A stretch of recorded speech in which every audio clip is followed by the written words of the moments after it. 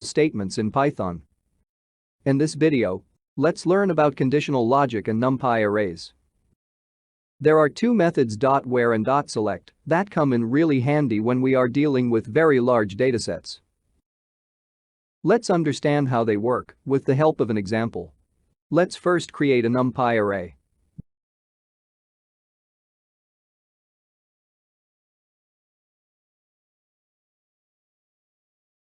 This is a NumPy array. We can use the .where method.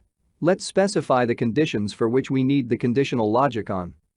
In this case, let's see if a number is even or odd. If this is true, let's write it as even, and if it is false, let's write odd.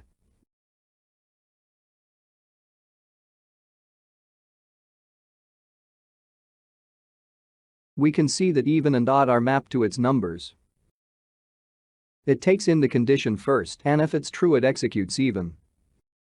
If it's false it executes odd. Let's now understand how NumPy select works. We need to create a condition list and a choice list. Let's first create the condition list.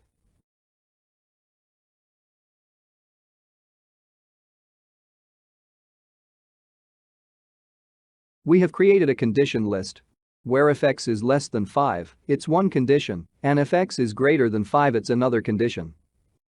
Let's create a map choice list for this. If x is less than 5, let's calculate the square of it. If x is greater than 5, let's calculate the cube of it.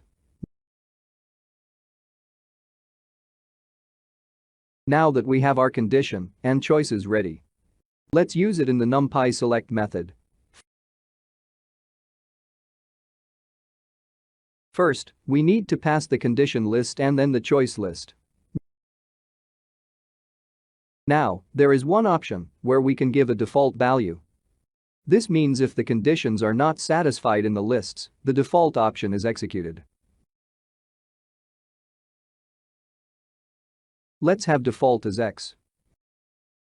And if you execute this, we would see that anything less than 5, it was squared, anything greater than 5, it was cubed. Since there is no option of x is equal to 5 here, we printed it as is.